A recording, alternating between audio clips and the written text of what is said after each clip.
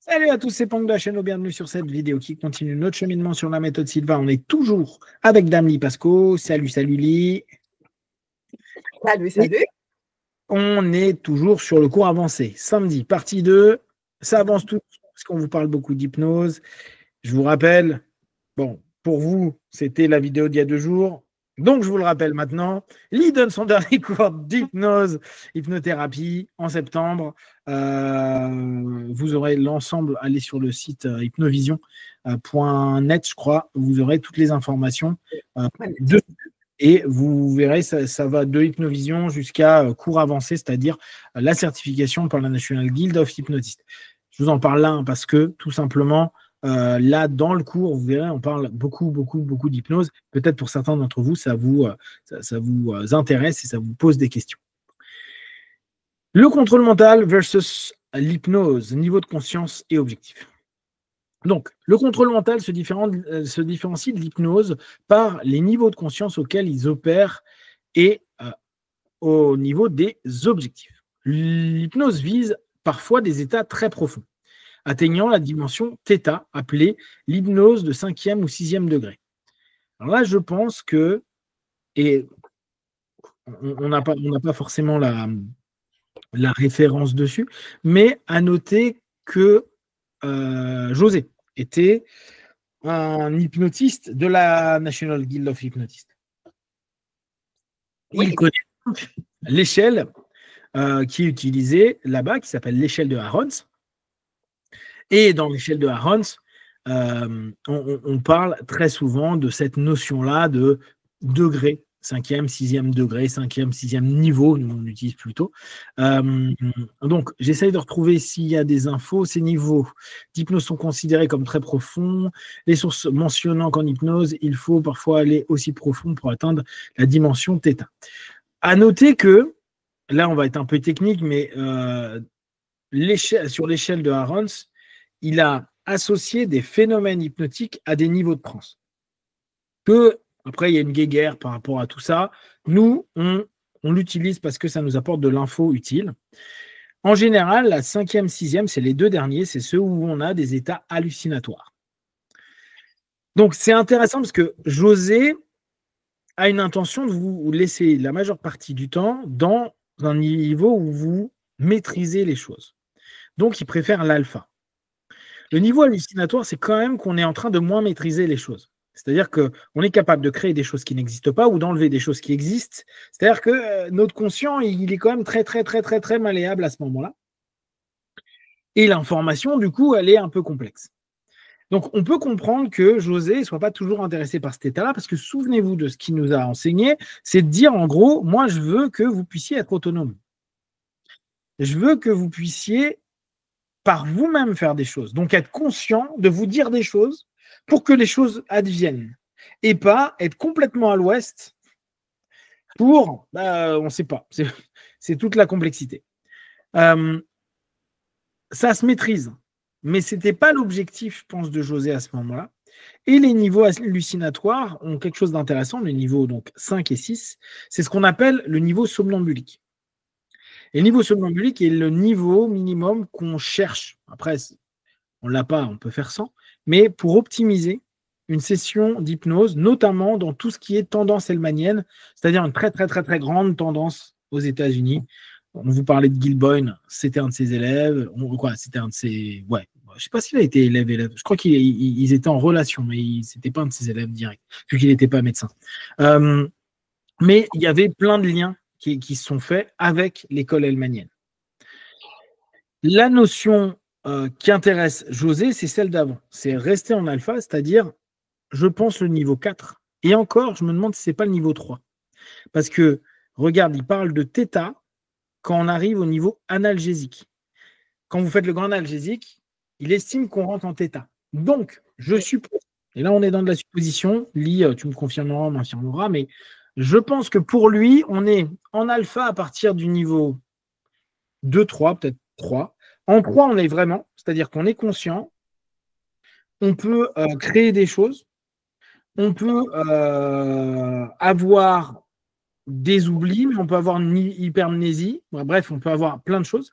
Mais on n'est pas encore naturellement dans une réponse à une autosuggestion pour la gestion de douleur qui est le début du niveau 4, le début du niveau somnambulique et qui est le début du niveau de gestion de la douleur. Je ne sais pas si tu es OK avec cette comparaison, c'est-à-dire l'alpha serait plutôt niveau 3 et le θ commence à partir du niveau 4 et on est franchement dedans au niveau 5-6. Oui, je suis d'accord. Il ne mentionne pas θ dans le cours de base tel quel, mais c'est clair dans le cours graduate qu'il distingue clairement, parce que là, il parle carrément du cycle θ. Et c'est là où il enseigne carrément une technique hypnotique pour faire des régressions d'âge. Ouais. Alors ça, il ne mentionne pas θ dans le cours de base. Je crois qu'il ne peut pas trop confondre les gens, mais il dit qu'il faut quand même aller plus profondément. Et là, il utilise carrément une technique hypnotique pour le faire.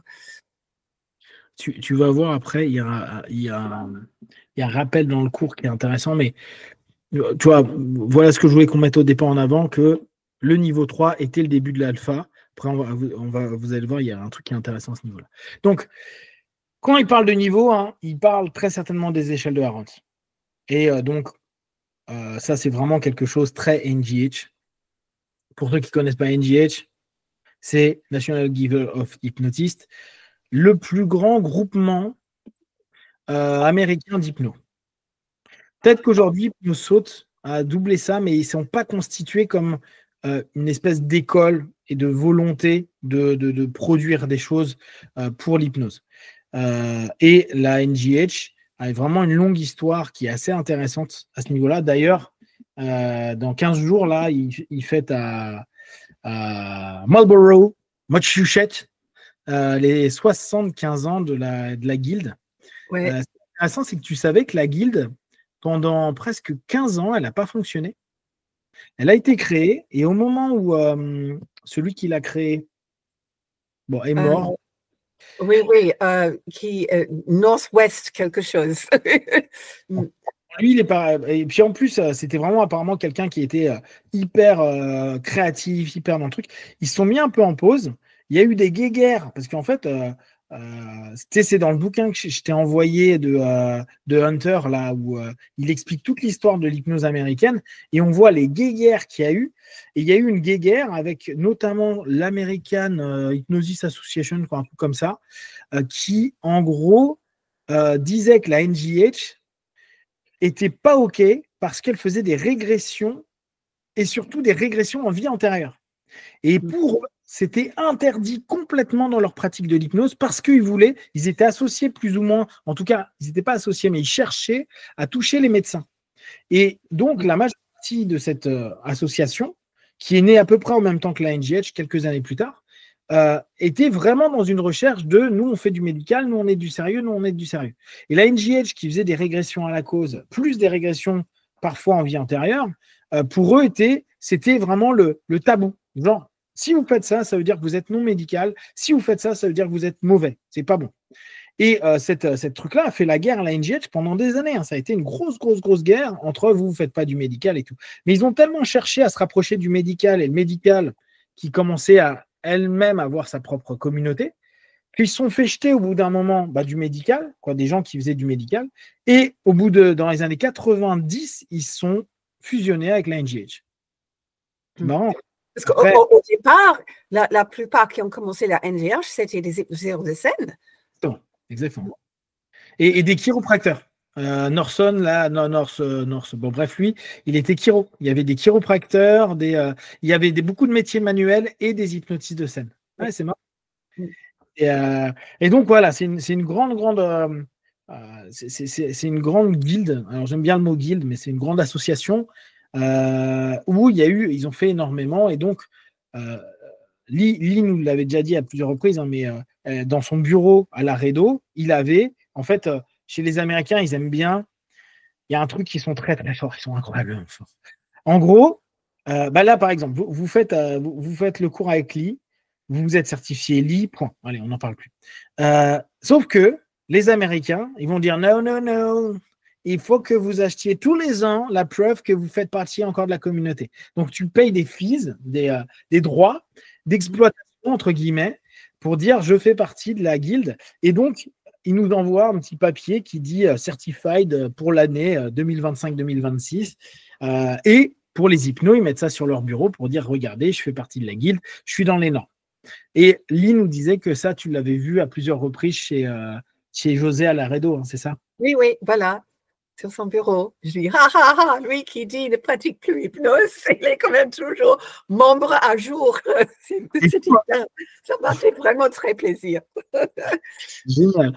C'est marrant. En fait, pour les gens qui ne connaissent pas, bah, ça ne leur parle pas. Mais pour les hypnos, tu dis, ah, ouais, d'accord. Ouais, ouais. Tu dis pas hypnose, mais en fait, tu fais encore partie de l'hypnose. Très drôle. En revanche, le contrôle mental cible principalement le 7e cycle alpha. Alors là, vous allez voir, c'est intéressant pour la communication subjective. Donc, lui, ce qu'il a donné, c'est niveau de fréquence cérébrale. En hypnose, niveau 1, bah, pendant qu'on y est, on en profite, catalepsie mineure. En fait, quand vous avez quelqu'un qui est en catalepsie mineure, c'est-à-dire les yeux dans le vague, ou les yeux fermés, mais c'est moins perceptible, c'est les yeux dans le vague, c'est une catalepsie mineure. Ou quand vous êtes British et que vous buvez le tea et que vous êtes un tea party, vous avez le petit doigt qui relève comme ça, c'est une catalepsie mineure. C'est le mineur du tea. D'accord? Ça, c'est une petite catalepsie. Eh oui, eh oui, eh oui. J'ai réfléchi à toutes les. Il dirait être aussi de snob. Voilà. Tu vois, ça c'est la. On sait qu'il est en niveau 1, 1. Eh ouais, ils le savent pas les Britanniques, mais ils sont tous niveau 1 au tea time. Tous. Eh oui, oui, oui. Ok. Merci. Je vais l'observer beaucoup plus. Ah, tu vois, et je suis sûr que les Australiens, ils font pareil. Ils ont un tea time avec le petit doigt. C'est ce qu'on appelle catalepsie mineure. Et donc, c'est le niveau 1. Et pour José, lui, il estime que c'est ce qu'il appelle le bêta élevé. Onde cérébrale bêta élevée. Le niveau 2, c'est ce qu'on appelle catalepsie majeure. Alors là, c'est moins tea time, c'est plutôt moment de la bière. Et on est avec, bon là c'est un chèque, mais c'est pas grave. On est avec notre bras et on reste comme ça pendant X temps en train de faire ouais, tu as raison et tout. Voilà. Et tu restes avec ton truc et tu sens même plus que tu tiens depuis 10 minutes ta bière, ta pinte. Et c'est parfois quand quelqu'un te dit mais elle n'est pas trop lourde, ça c'est un truc d'hypno, hein, on aime bien le faire. Quand on voit 10 minutes que le gars sa bière, il n'a toujours pas bu, il fait que de te parler, et tu lui dis mais elle n'est pas trop lourde ta bière, le gars il va dire pas du tout, et dans les 30-40 secondes qui suivent, il la pose. Parce que d'un coup, il a conscientisé, il a réassocié sa main à son cerveau, son conscient à ce moment-là. Donc ça, c'est ce qu'on appelle une catalepsie majeure. Donc niveau 2 en hypnose. Et pour José, c'est ce qu'il appelle un bêta bas. Alors, juste là, est-ce que tu avais déjà entendu José parler de bêta élevé et bêta bas? Non, justement.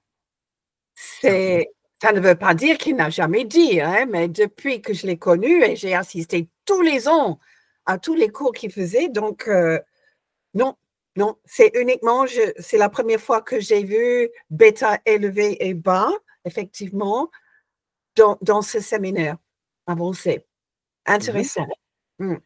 C'est dingue, c'est dingue. You can mark down if you want the number of 1 high beta, number 2 low beta, number 3 high alpha, number 4 low alpha, number 5 high theta, number 6 low theta.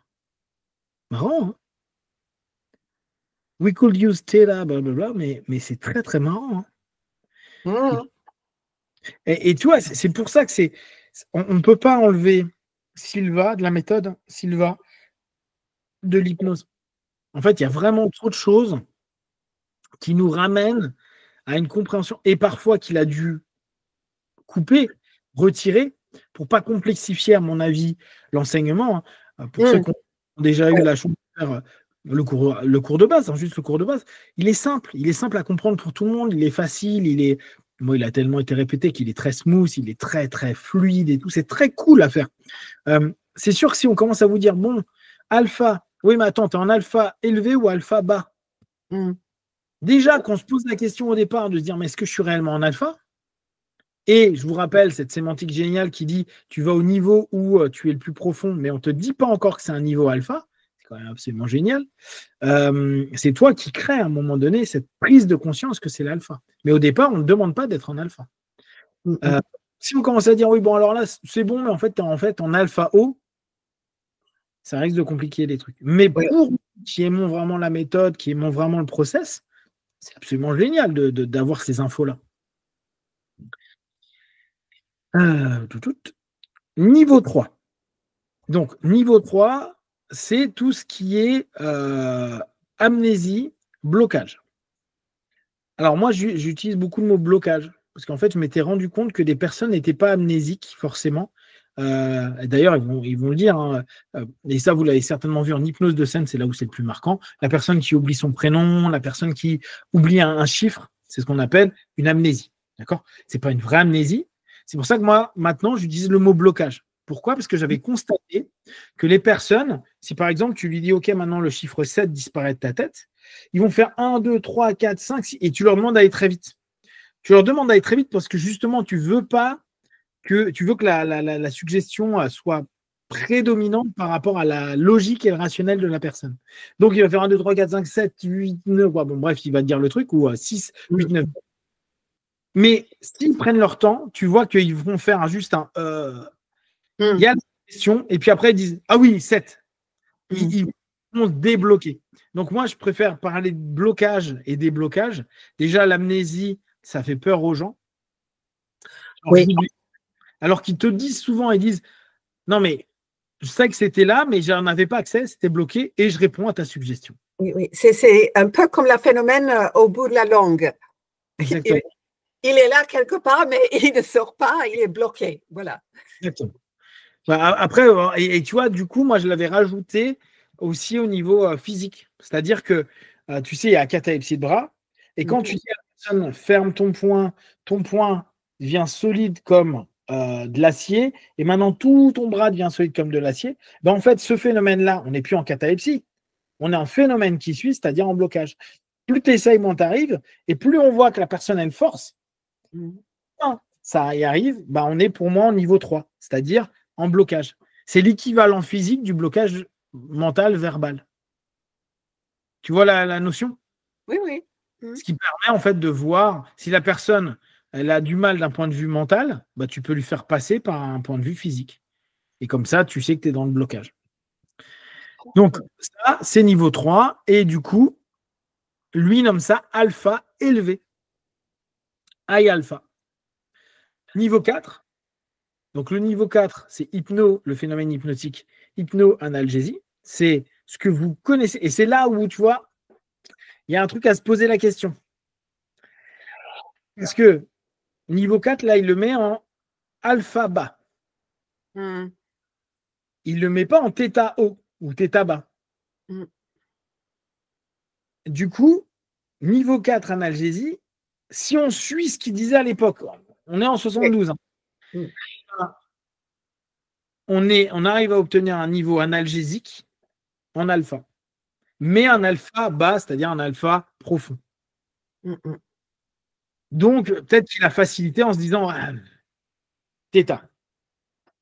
Mais là, sur son propre tableau, sur son propre référent, c'est du alpha bas. Donc, hypnoanalgésie a une capacité à gérer la douleur, ça ne veut pas dire à retirer la douleur. La douleur ne veut pas dire retirer. D'accord? Niveau 5, et c'est ce qu'il disait tout à l'heure, on rentre pour lui en θ à partir du niveau 5. Donc là, c'est hallucination négative. Et moi, j'utilise positif en 5, négatif en 6. Donc, mais moi, je trouve que c'est l'inverse qui est le plus dur. Donc, c'est plus facile de créer quelque chose en alu que de ne pas voir quelque chose. Ouais. Tu vois, de ne pas voir, quand tu dis j'ai quelque chose dans la main et tu ne le vois pas. Par contre, crée une horloge, je trouve ça super facile. Oui. Mais bon, bref, on s'en fiche, c'est pas le plus important. Donc, pour lui, là, on est sur les modes hallucinatoires. θ élevé et niveau 6, θ bas. Donc, il met 2 niveaux de θ. C'est amusant. Hein. Et je trouve que ça nous fait réfléchir autrement pour nous, hypno, mais aussi pour les Silva, notamment cette notion de ah, mais l'analgésie, pour nous, et tu l'as dit, en cours avancé, on dit que c'est, en graduate, on dit que c'est θ. Alors qu'en fait, non, c'est alpha profond. En fait, dans le cours avancé graduate, ouais. on ne parle pas d'analgésie du tout. On ignore complètement, on utilise θ pour faire la régression d'âge. Ouais, exact. Alors, du coup, à aucun moment on parle de θ et de gestion de la douleur. De ma connaissance, non. Parce qu'il apprend gestion de la douleur dans le cours de base. Oui, exactement. Là, il ne dit pas que c'est θ. Il dit on va aller plus profondément. Ouais. Et du coup, c'est logique. On va donc dans du alpha, low alpha. C'est bas alpha. OK. L'alpha prof. OK. Mais c'est surtout pas, c'est pas un gant anesthésique quand même, c'est analgésique. Ça, c'est clair, oui. Je pense que la notion anesthésique, c'est en θ. C'est de l'hallucination. Hein. Ouais. Question de la douleur en je ne sens rien, c'est absence de quelque chose qui existe. Donc, du coup, c'est les niveaux hallucinatoires. Alors, contrôle mental, le but ultime est le 7e cycle d'alpha, qui est le plan de base. Oula. Pour la communication subjective, le contrôle mental n'a pas besoin d'aller aussi profond que l'hypnose jusqu'à la dimension θ pour la communication subjective. Ok, d'accord. Donc pour lui, l'élément clé, c'est de réussir à aller en alpha et du coup en alpha bas pour réussir à avoir une communication subjective. C'est amusant ça, j'aurais bien aimé savoir comment il a pu se dire, tiens, parce que nous, en tant qu'hypno, on va avoir quand même beaucoup, alors hypno d'obédience hellmanienne, hypnose directe. On va avoir beaucoup cette façon de percevoir que plus on est dans une transe profonde, tant qu'on reste dans le somnambulique, parce qu'on parlait d'ESDEL sur la dernière vidéo, avant le SDL, plus on est en transe profonde, plus potentiellement les suggestions ont un impact. Donc, les potentiels qu'on a avec une transe somnambulique sont supérieurs à une transe non somnambulique. Et pour lui, il trouve que on peut avoir plus de feedback, en l'occurrence la communication subjective, en étant moins profond. Ça j'aimerais bien savoir comment il s'est dit, tiens, non, en fait, là, c'est trop, et là, c'est assez. Et peut-être qu'on revient à cette notion-là de je garde maîtrise de mon mental, et du coup, je peux faire de la communication subjective parce que je suis encore très conscient, alors qu'en transe, à un niveau plus profond, on a plus de mal à être conscient et on est plus dans notre facette subconsciente. Oui. On risque d'être plutôt victime de son imagination que le créateur. Exactement. Intéressant ça. Objectif et application. Le contrôle mental, donc principalement axé sur la communication subjective et la connexion avec le monde spirituel et le concept d'appartenance à l'univers. C'est marrant parce que là, on parle de mind control, donc on parle de la méthode Silva. Vous êtes d'accord que jusqu'à présent, on en a fait un paquet de podcasts. C'était pas le cœur de la méthode Silva, la communication subjective.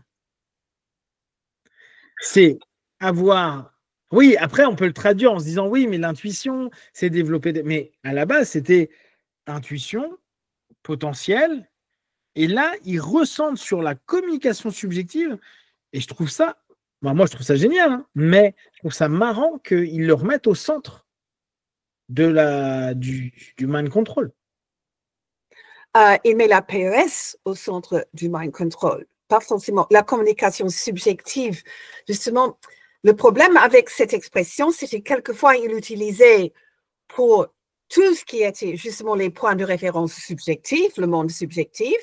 Et puis, il y avait aussi cette application directe où justement, on parlait subjectivement à quelqu'un pour leur proposer les bénéfices, un enfant ou un adulte. Donc ça, la technique spécifique où ça se connecte avec une autre personne, ça, c'est vraiment pas le centre de la méthode Silva. C'est une technique qu'on peut utiliser, que moi, je trouve super puissante. Mais pour le vrai centre, c'est ce qu'il est appelé aussi PES, projection effective sensorielle. Ouais, et tu vois, là, je trouve que c'est confusionnant comme notion. J'essaie de retrouver. What we need at the most for subjective communication is the seventh cycle of alpha, where this arrow is basically that's our goal, our ultimate goal. If we wouldn't go beyond that, that is good enough for us, okay? Because in mind control, it's subjective communication that we are striving for more than anything else. Donc, là, c'est sûr qu'il parle justement de projection effective sensorielle. Pas la technique spécifique où on se connecte avec une autre.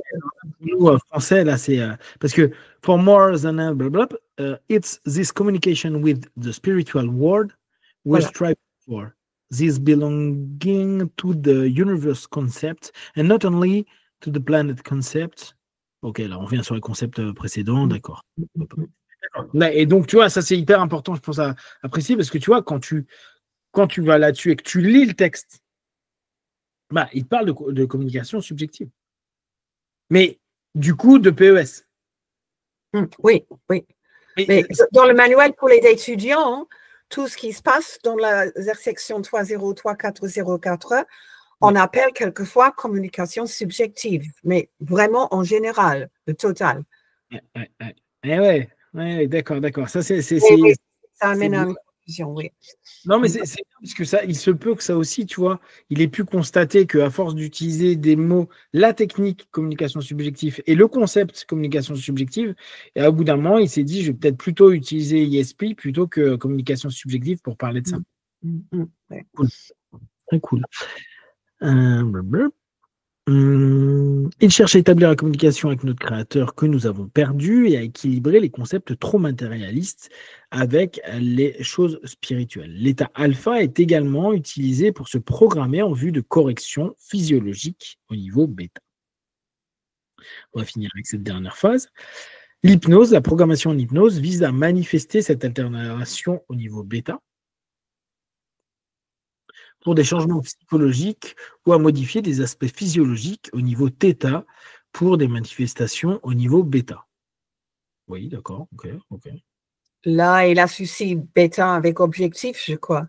Ouais, c'est ça. Hein, tu sens qu'il a manifesté cette altération au niveau bêta. Attends. Parce que je veux bien l'idée, mais... Ouais, il altère bêta, mais pour arriver en θ. Pour lui, on arrive directement en θ. C'est marrant, ça, comme logique.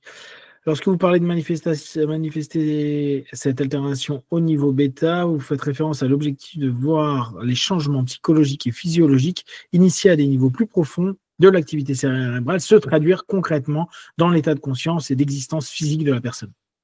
Ce concept est fondamental. C'est-à-dire, par exemple, si tu veux changer ton rythme cardiaque, par exemple, normalement, il faut être à un niveau assez profond, θ, pour pouvoir intervenir au niveau justement de ton système nerveux, ton système autonome, etc. Mais résultat, à niveau extérieur, on peut dire, tiens, je peux mesurer maintenant ton corps, il bat un autre rythme. Et ça, on perçoit à niveau bêta objectif. Je crois que c'est ça qu'il veut dire. C'est possible. Ok, ouais, c'est intéressant. En tout cas, on voit que de toute façon, là, il est en plus dans sa comparaison. Donc, il met en avant la spécificité alpha vis-à-vis de l'hypnose, où même s'il l'a partagé, il dit que c'est quand même pas cet élément-là qui est utilisé en hypnose. Lui, il voit directement les hallucinations. En gros, en hypnose, ouais, on revient à sa croyance de base. La personne est sujette ou assujettie à l'opérateur. Et c'est pour ça que je pense que les niveaux déséquilibrés, les moins équilibrés, c'est-à-dire au niveau hallucinatoire, sont pour lui ce qui est le plus utilisé en hypnose, alors qu'en amont, Lui, ce qu'il veut, c'est plus équilibré, donc moins profond, donc moins hypnotique. Je pense que le lien se fait à peu près comme ça. On va s'arrêter là pour aujourd'hui. On va encore avoir un paquet de petites choses sur cette partie-là. Ouais, déjà fini. Si vous avez des questions, vous n'hésitez pas. Lee n'est pas là, semaine pro. Donc, on reprendra dans 15 jours. La semaine après, oui. Donc, j'ai raté juste un week. Pardon. J'ai raté le jeudi prochain, mais c'est tout. Pas de souci. Donc n'hésitez pas, si entre-temps vous avez des questions, des remarques, des partages, et si, je répète, je fais la pub là, vous avez envie de prendre le dernier cours d'hypnothérapie avec Dame Lipasco et vous serez la dernière session, n'hésitez pas à passer sur hypnovision.net. Et en tout cas, si vous avez des questions, des remarques, n'hésitez pas non plus sur Facebook, YouTube, on y répondra le plus rapidement possible. Merci à toi, Lee, et puis à très vite. Ne prenez que ce qui est bon et juste pour vous tester, analyser et concluez. Be one, ciao, ciao.